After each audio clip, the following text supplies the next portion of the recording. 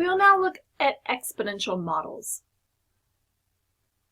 So an exponential growth model uses the function y of t equal to c e to the kt. C is constant and k is a rate constant, which is positive. And if we start with the exponential growth function and take its derivative, we get that the derivative is c times k e to the kt. So k c e to the kt, which is just ky. So our rate of change is proportional to the value. For a relative growth rate, we divide the current value of the quantity by the growth rate, so 1 over y times dy dt. So with our equation dy dt equal to ky, in terms of the relative growth rate, we have 1 over y dy dt is equal to k. So basically what this says is our relative growth rate is always constant when we're dealing with this. So when we have a larger population, we will grow more quickly. So let's suppose we have a population of a town given by p of t equal to 2,000 plus 150t.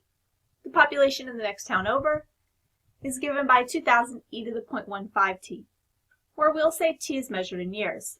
So we want to find the growth rates and relative growth rates. So let's start with the growth rate. We'll call the first one town 1, the second one town 2. So the growth rate comes from just taking the derivative. So p prime of t, which is just 150. So this town is growing at a constant rate of 150. The relative growth rate would then be 150 over 2,000 plus 150t. So basically what we've learned is this town is growing at a constant rate of 150, which means that overall the population is going to be getting smaller and smaller, or growing less quickly. In town 2, the derivative, p prime of t, is equal to 2,000 times 0.15 e to the 0.15 t, which is 300 e to the 0.15 t. If I take my relative growth rate, then I'm going to divide this by p of t, which was 2,000 e to the 0.15 t, which just gives us 0.15. So our relative growth rate is constant here. So exponential growth is described by functions of the form y of t equal to y0 e to the kt. y0 is the initial value, and k is our rate constant. It determines the rate of growth. So if a population has a growth function of the form y of t equal to y0 e to the kt, the time it takes for the population to double is known as the doubling time. And this is given by the natural log of 2 over k. So let's assume a world population of 6.1 billion in 2000, 6.8 billion in 2010. Let's find an exponential growth model. So we have y of t is equal to y0, which is our initial value, times e to the kt. We do want to find this value of k. So we know that when t is 10, the population was 6.8 billion. So we have 6.8 is equal to 6.1 e to the 10k. Dividing both sides by 6.1 gives us 1.11 equal to e to the 10k. We can take the natural log of both sides to get the ln of 1.11 is equal to 10k. So this is roughly 0.109 equal to 10k.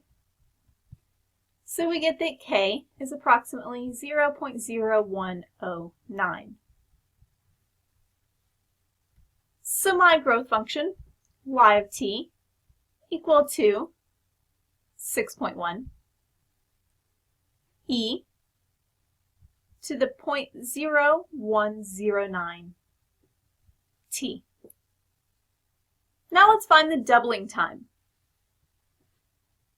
So the doubling time is given by ln of 2 over k. ln of 2 is just a constant, and we just found k to be 0.0109, which gives us 63.59. So just over 63.5 years. So this means it will double in roughly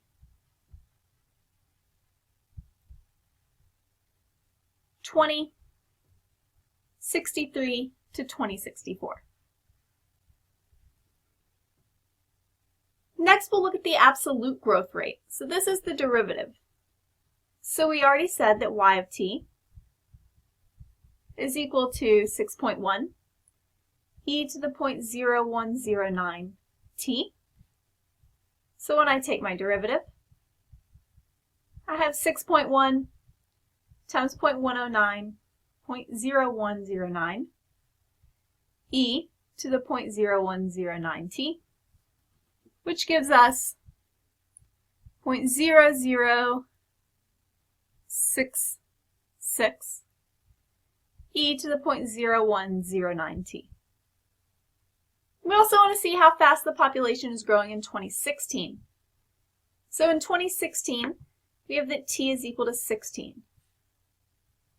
So I know that y of t is equal to 6.1 e to the 0.0109 t.